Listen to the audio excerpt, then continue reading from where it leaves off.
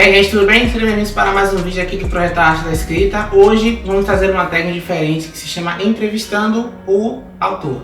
Espero que vocês gostem, deixem seus comentários, né, seu like, enfim, compartilhe, para que a gente possa estar divulgando essa questão melhor, tá bom? Roda a vinheta. Eu sou o Rafael, como eu falei em alguns vídeos, eu sou professor de língua portuguesa, sou licenciado também em literatura e em redação. Bom, eu tenho 25 anos, né, e eu trabalho com escrita desde 12 anos, publiquei meus primeiros livros aos 15 e nesse mesmo ano, com 15 anos, eu fiz 4 livros. Bom, minha segunda pergunta é: qual foi a minha inspiração em criar o meu primeiro livro? Meu primeiro livro, para quem não sabe, se chama Lágrimas do Passado. É um livro que eu tive a inspiração através de um anime chamado Bleach, esse que está na tela aqui. Esse anime foi muito importante porque eu trabalhei a história do personagem em relação à perda dos seus pais, de sua mãe, enfim. Então, a minha ideia durante esse desse livro, era justamente trabalhar como o personagem pode trabalhar a sua solidão e essa solitude, que é um processo que eu já falei aqui durante os vídeos, se vocês olharem aqui vocês vão achar. Então, assim, o personagem ele percebe que em seus momentos de solidão, ele sente saudades da mãe dele, né? Ele sente vontade de voltar no tempo, mas na solitude, que é um processo que ele começa a refletir sobre o que ele está passando, ele percebe que a vida continua, né? Que ele precisa estar dando um arranque, né? Ele precisa se levantar. E aí ele vai, se muda, consegue se matricular numa escola, corre atrás, começa a estudar e encontra uma certa jovem e um certo colega que acabam se tornando amigo deles. E aí ele constrói a narrativa deles. Então, assim, esse livro foi muito importante porque foi o primeiro livro, né? Então, o primeiro livro é sempre muito marcante. E atualmente eu tenho 11 livros, então o meu primeiro livro sempre é inesquecível. A minha próxima pergunta é, né? Qual foi o motivo de você se tornar escritor? Cara, o motivo de me tornar escritor não tem, assim, uma certa finalidade. Porque, assim, eu sempre gostei de trabalhar com poesias. Desde 12 anos eu escrevia na capa do caderno, porque eu não gostava de gastar as folhas do caderno, né, por causa das matérias. Então eu escrevia mesmo naquela capa do caderno, naquela capa dura mesmo do caderno, eu escrevia ali. Então, assim, eu sempre tive esse apreço por poesia, né, não tinha um conhecimento, né, eu tinha 12 anos, mas eu sempre gostei de escrever poesias. Sempre gostei de apresentar, nunca tive dificuldade de apresentação, timidez, essas coisas. Então, sempre fui uma pessoa muito apresentável. Tenho uma certa facilidade de fazer amizades, enfim. Então, isso é uma coisa que é desde pequeno, não tem assim como é que surgiu. Ela apenas surgiu, né? Acho que tudo é questão de você estar conectado com a arte, né? A arte é tudo que está ao seu redor. Então, para você se conectar à arte, é necessário que você abra a sua mente, explore as suas emoções internas. Isso é uma forma de você se conectar com a arte. Então isso é muito importante. A próxima pergunta: você sonhava em ser um professor? Não, cara, eu não tinha esse sonho de ser professor, não. Na verdade, a minha vontade mesmo, quando era menor, era ser médico. Eu sempre tive vontade de ser médico e aí eu fui para uma área totalmente diferente. Pensei em fazer história, porque eu gosto de história, mas eu depois repensei. Aí pensei em fazer psicologia, depois repensei também, aí acabei parando em letras. E agora estou cogitando outras disciplinas para poder fazer também a minha extensão de curso. Mas eu não tinha intenção de ser professor, não. Nossa próxima pergunta é: quantos livros já escrevi? Eu já escrevi 11 livros, como eu falei para vocês, mais 7 livros que estão na plataforma Wattpad. São Poesias Góticas 2, Poesias Góticas 3, Mistogan, que é entre lobisomens e vampiros. O que mais? Eu esqueci agora.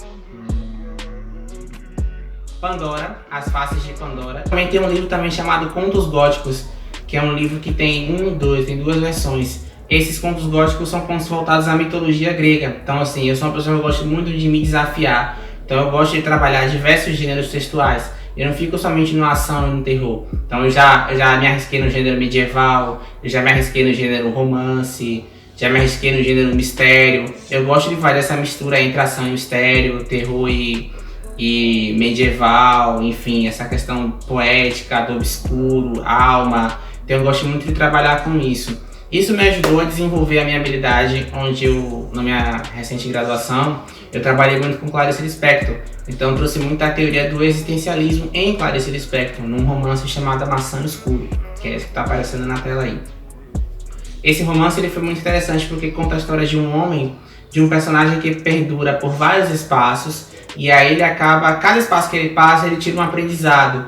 Então ele começa o livro com uma perda de memória e aqueles fragmentos, aquelas situações que ele passa no dia a dia, que são situações do nosso cotidiano, né?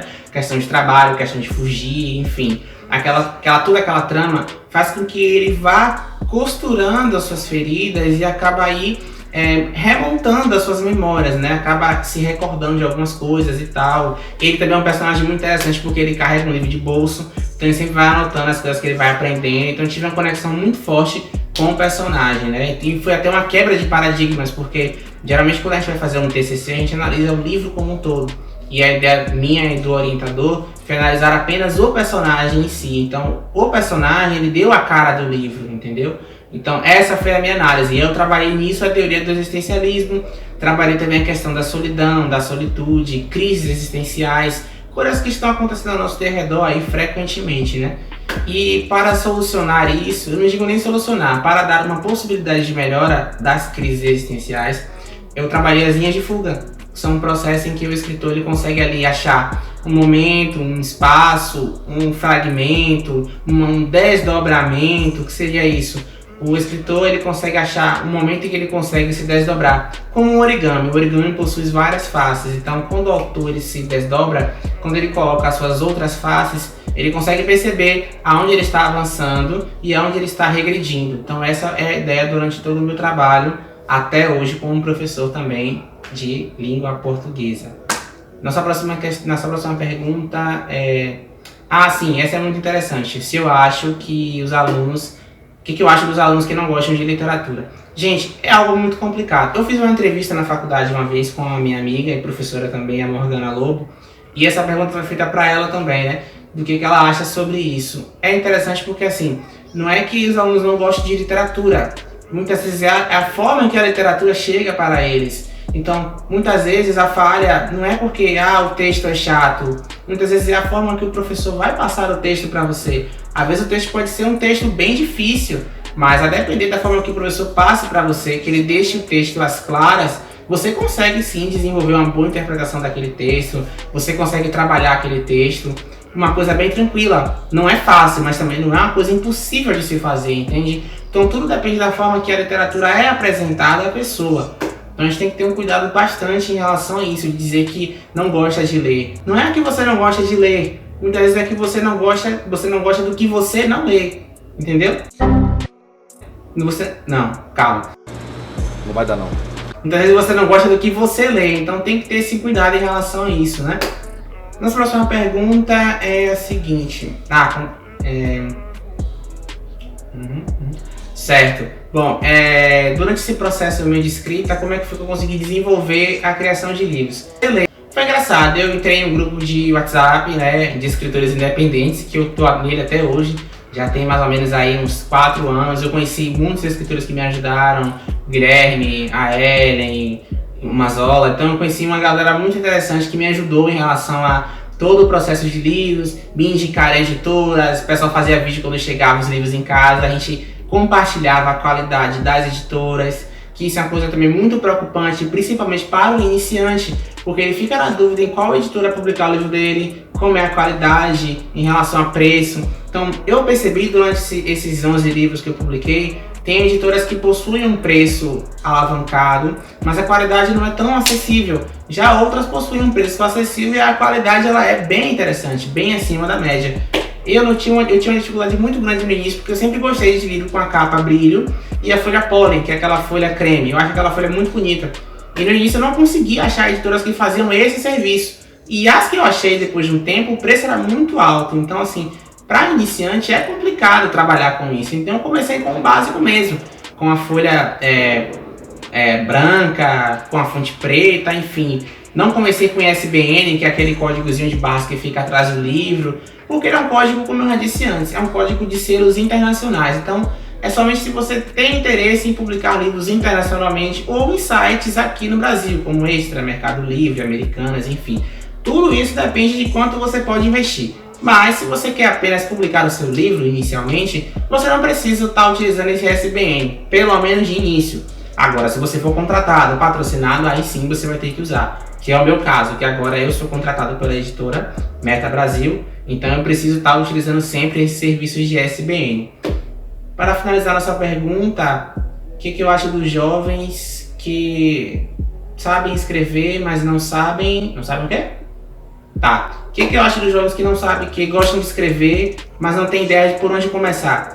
Foi bem interessante, eu fiz uma palestra na Escola São Caetano, aqui em Salvador, na Escola Donai, onde eu conheci um cara muito interessante, que é o João, que inclusive é meu amigo hoje em dia. E ele tinha alguns livros numa plataforma chamada Wattpad, vou colocar na tela para vocês aqui.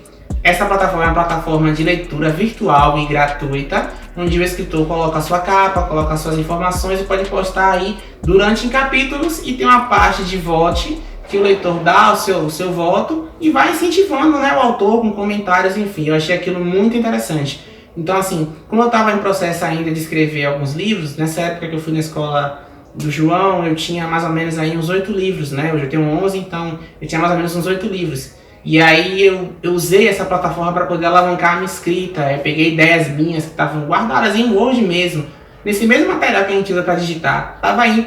E aí eu peguei, copiei, colava, botava lá, então as pessoas iam fazendo comentários, iam fazendo votos, enfim. Isso é tudo motivador, né? Então o principal de um escritor é esse, é motivação. Quando ele consegue achar leitores que acabam motivando ele, comentando, fazendo críticas, isso é muito importante para desenvolver um escritor na pessoa. Então muita gente gosta de poesia, gosta de contos, mas não consegue desenvolver porque ele não consegue achar essa ponte, são essas pessoas que estão ali lendo a obra dele, desenvolvendo, dando opiniões, enfim. Então o processo de escrita é uma construção entre escritor e leitor, né? A troca de informações. E através do João, né, eu conheci essa plataforma Wattpad, onde eu pude publicar meus livros. Eu ajudei ele também durante o livro deles, eu li os livros deles, o poema na sala, enfim. Foi algo muito interessante, muito marcante até hoje, eu falo isso pra ele. Um abraço pra você, João. E é isso. Nosso objetivo é sempre estar incentivando a leitura e escrita. Vou passar para vocês aqui algumas fotos que eu fiz lá na Escola Donai, para vocês poderem dar uma olhada.